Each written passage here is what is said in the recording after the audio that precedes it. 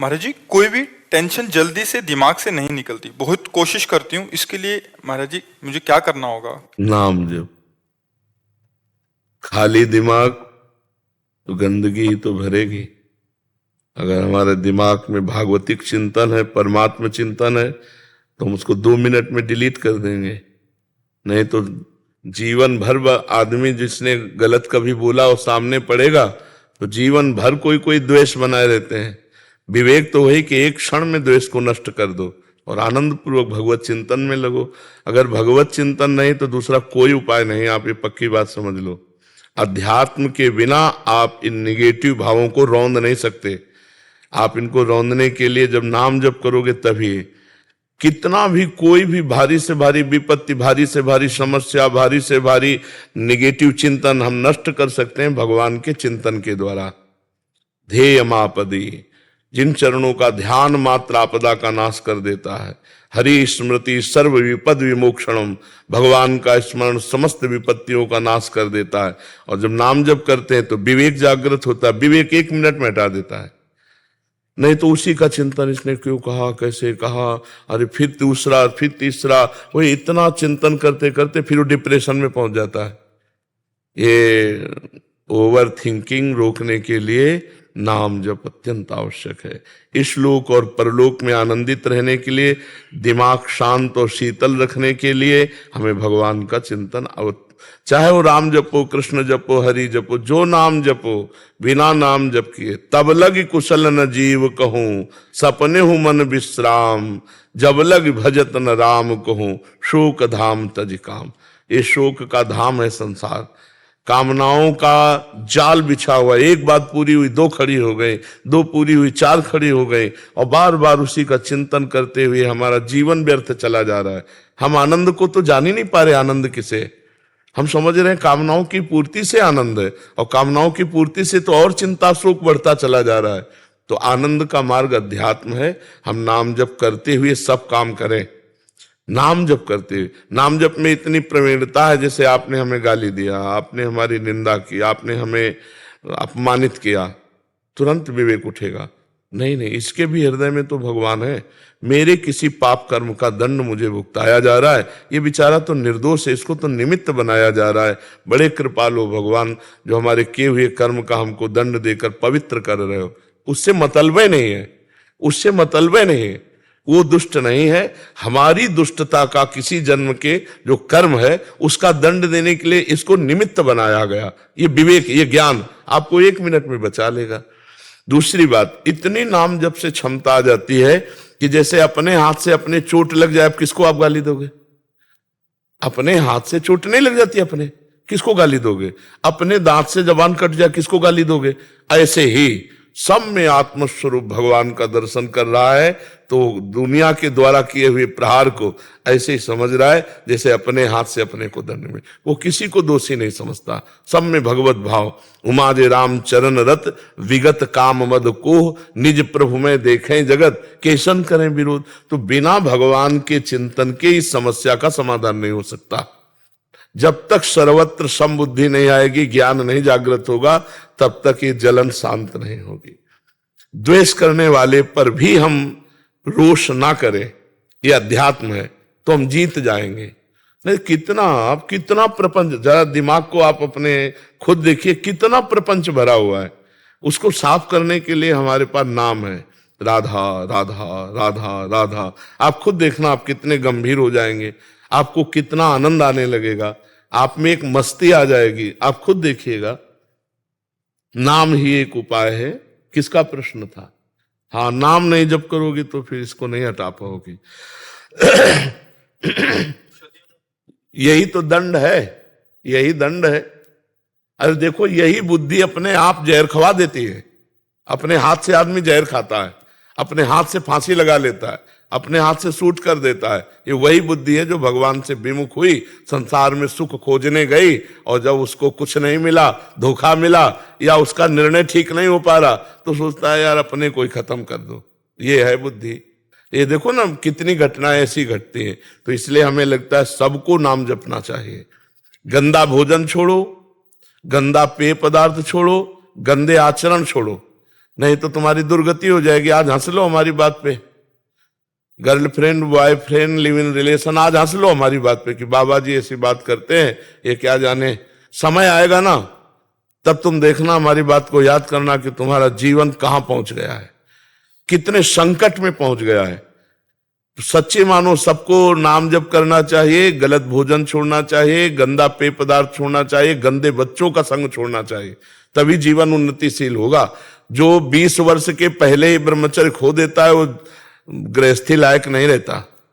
समय आने पर देख लेना, एक अच्छा सदगृहस्थ जीवन निर्वाह नहीं कर पाएगा वो। तो आज हमारी समाज बिगड़ती चली जा रही, खान पान बिगड़ते चले जा रहे हैं। बच्चों को देखो ना, जब बच्चों की पसंद बोले चाउमीन, क्या कहते हैं, हाँ नूडल पिज्जा, ये पसंद है। तो हम अच्छा पदार्थ जैसे रोटी दाल चावल सब्जी, ये शुद्ध जो घर के, ये पसंद नहीं आते। बहुत संभल करके भोजन, बहुत देखो, जैसा खाओ अन्न वैसा बने मन, जैसा पियो पानी वैसी बने वाणी, जैसा करोगे संग वैसा चढ़ेगा रंग। तो आज हमारा संग भी गड़बड़, मोबाइल जो चाहो देख लो, और मोबाइल में तो पूरा संसार है, जो चाहो सर्च करो देख लो। और खान पान तो देख ही रहे हैं, पवित्र हो रहा है। और पान की तो पूछो मत, पीने के लिए तो मतलब नए नए बच्चे, छोटे छोटे बच्चे सब अपेय पदार्थ पीने लगे। हाँ तो इनसे बचे तो ठीक है, नहीं तो बुद्धि निगेटिव ही चिंतन कराएगी। तो हमें लगता है कि आप नाम जप कीजिए, पवित्र भोजन कीजिए, तो इससे आप देखना फिर आपका निगेटिव भाव शांत करने के लिए विवेक जागृत हो जाएगा, वो तत्काल शांत कर देगा जी। ब्रिगेडियर अवरेंद्र प्रताप सिंह जी। महाराज जी राधे राधे। महाराज जी, मेरा पूरा परिवार कई पीढ़ियों से श्री हरिदास स्वामी परंपरा से जुड़ा है। मैंने भी 7-8 साल में ही गुरु मंत्र ले लिया था और उसका आज तक निरंतर जप करने का प्रयास कर रहा हूँ। महाराज जी, नौकरी के दौरान कई बार विपरीत और जोखिम परिस्थितियां आई, बिहारी जी की कृपा का अनुभव हुआ। महाराज जी, मेरी तार्किक बुद्धि होने के कारण मुझे भक्ति में काफी चीजों के जवाब नहीं मिले, इसलिए, और साथ ही आडंबर और पैसे की चमक में मतलब अध्यात्म और निराकार स्वरूप की आकर्षित हो गया मैं। और अब हर रोज ब्रह्म मुहूर्त में निराकार स्वरूप का ध्यान कर रहा हूँ। और कई बार पहले बताओ, निराकार का ध्यान होता है? लाइट को देख रहे होते हो। ध्यान का विषय जो है ना, सब ध्यान मिट जाए, जो बचे उसे ज्ञान का ध्यान कहते हैं, आत्मस्वरूप का। सब ध्यान मिटा दो, जब आप बैठो तब कुछ ध्यान नहीं आना चाहिए। वो अगर प्रकाश स्वरूप है तो अंधकार कौन है? जब वही परमात्मा सब रूपों में है तो प्रकाश स्वरूप है तो अंधकार भी स्वरूप उसी का है। जड़ स्वरूप है तो चैतन्य स्वरूप उसी का है, वो सर्वस्व है। अगर हम प्रकाश का ध्यान करें तो अंधकार भी वही परमात्मा है, वो सब रूपों में है। तो हमको चाहिए कि इन सब रूपों का पहले ध्यान हटावें, न प्रकाश न अंधकार, न स्थूल न सूक्ष्म न कारण। और जब ये ध्यान शांत हो जाता है तो जो बचता है वो आत्मस्वरूप होता है। अन्वय व्यतिरेक 2 पद्धतियां हैं। पहले हमें व्यतिरेक पद्धति लगानी पड़ेगी शास्त्रीय, कि ब्रह्म सत्यम जगन मिथ्या, कुछ नहीं है, कुछ नहीं है। पहले इनको हम हटाएं, पहले सब ध्यान हटावें। तो हाँ, पहले आप ध्यान हटाओ। क्या आपका ध्यान शून्य में आ गया? जी महाराज, कई बार आता है और अच्छा। इस समय कोई भी चिंतन नहीं हो रहा है, ना प्रकाश ना अंधकार, ना स्थूल ना सूक्ष्म न कारण।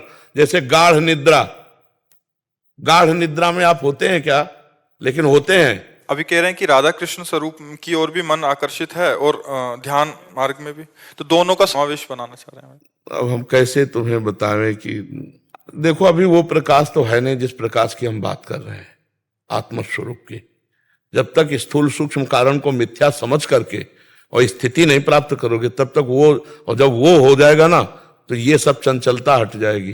कि अभी हम फाइनल में इनकी तरफ आकर्षण, ना ये है ना वो है, जो है वो केवल है, उसका अनुभव करने के लिए बढ़ो। अभी वो बात नहीं है जो बात होनी चाहिए। आप स्वीकार करते हो? जी बात।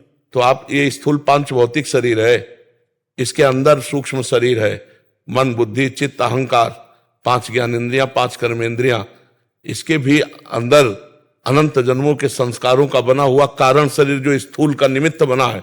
इन तीनों को विध्वंस किए बिना अपने चिंतन में, इनका बिल्कुल विध्वंस, इनसे बिल्कुल संबंध खत्म, साक्षी, तो जो बचता है वो है, आत्मस्वरूप है।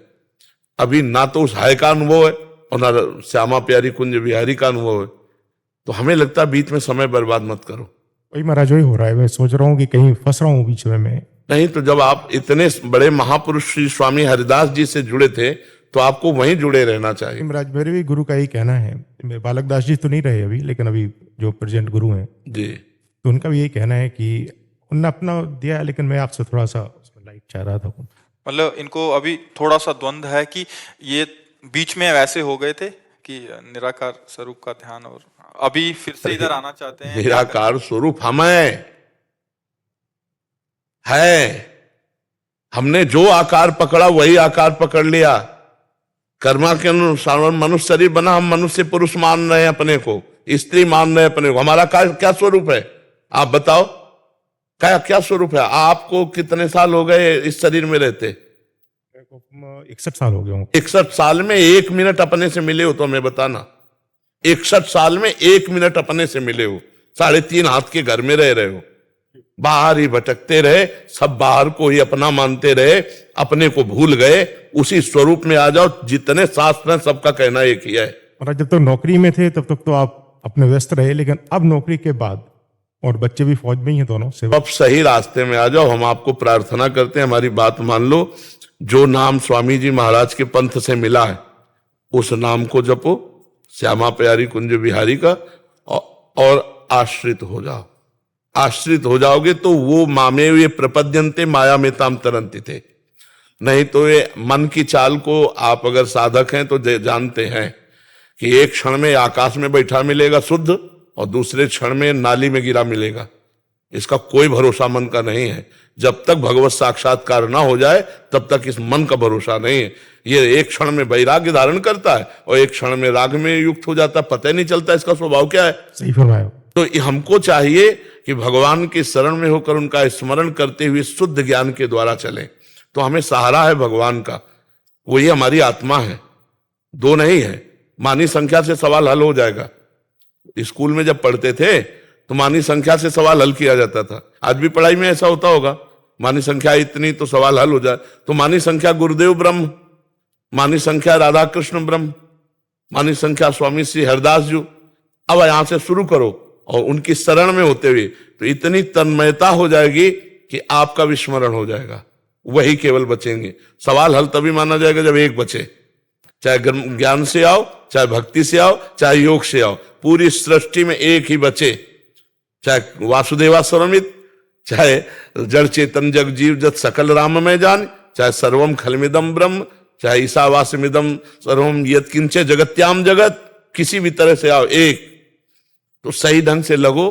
बहुत कृपा है भगवान की कि आप परमार्थ में लगे हो, पर उसको दुचित मत रखो।